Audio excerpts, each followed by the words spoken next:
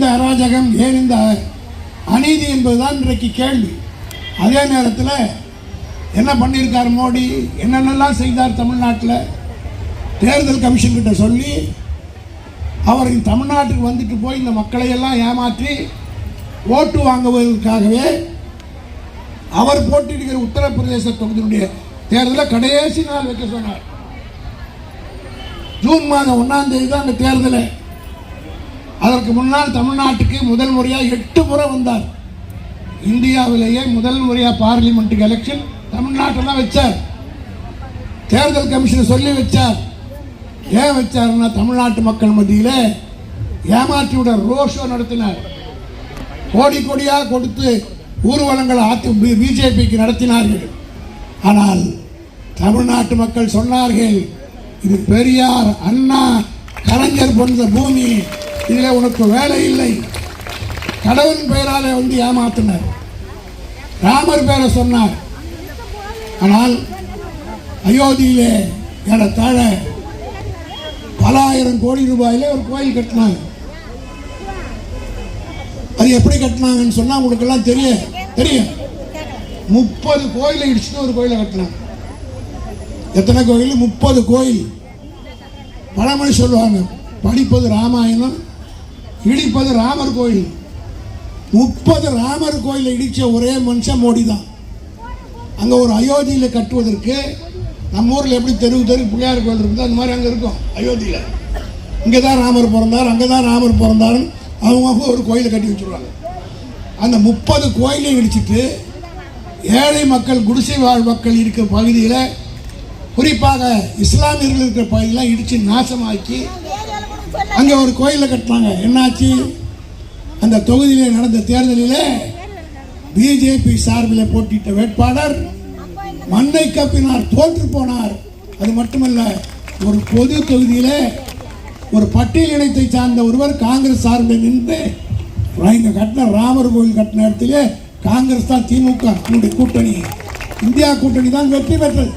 நம்முடைய ஆட்சி மத்தியில் இருந்த காலத்தில் நிறைவேற்றப்பட்டது. ஏன் இதை சொல்கிறேன் என்றால், போராட்டங்கள் நடத்துவதன் மூலமாக ஒன்றிய அரசுக்கினுடைய கவனத்திற்கு கொண்டு வந்து வெற்றி கண்ட ஒரே இயக்கம் திராவிட முன்னேற்ற கழகம் என்ற வரலாறு உண்டு. அதே போல்தான் கலைஞர் அவர்கள் ஆட்சியில் இருந்தபோது, இந்திரா காந்தி அம்மையார் அவருடைய ஆட்சி காலத்தில் 1974-75 இப்போது பேசுகிறார்களே கச்சத்தீவு என்று. இந்த கச்சத்தீவை இலங்கை அரசுக்கு கொடுக்க வேண்டும் என்று முடிவெடுத்த போது ஒன்றிய அரசு அதை கண்டித்து சட்டமன்றத்திலே தீர்மானம் போட்ட கட்சி திமுக என்பதை கலைஞர் என்பதை மறந்துவிடக்கூடாது. அப்பொழுதும் இதே போல கச்சத்தீவை தாரவார்க்க கூடாது என்று ஒன்றிய அரசை கண்டித்து திமுக ஆட்சி காலத்திலே, கலைஞர் இருந்த காலத்தில் கண்டன கூட்டத்தை நடத்தினோம். அந்த கூட்டத்திலும் நான் விழுப்புரத்தில் அன்றைக்கு அமைச்சராக இருந்த ஓபி ராமனோடு கலந்து கொள்கிற வாய்ப்பை பெற்றிருக்கிறேன். அதே போல இன்றைக்கு இந்த திருவள்ளூரில் மோடியினுடைய அரசை கண்டித்து அண்ணா காலத்தில், கலைஞர் காலத்தில், இன்றைக்கு தளபதி காலத்திலும் போராட்ட களத்தில் ஈடுபட்டு அந்த போராட்டங்கள் எல்லாம் வெற்றி பெற்றிருக்கிறது. அதே போல இந்த போராட்டம் நிச்சயமாக வெற்றி பெறும் என்கிற நம்பிக்கையோடு இந்த ஆர்ப்பாட்டத்தை நாங்கள் நடத்துகிறோம். ஏனென்று சொன்னால், பட்ஜெட் தாக்கல் பட்ட உடனடியாக தலைவர் தளபதி அவர்கள் ஒன்றிய அரசை கண்டித்து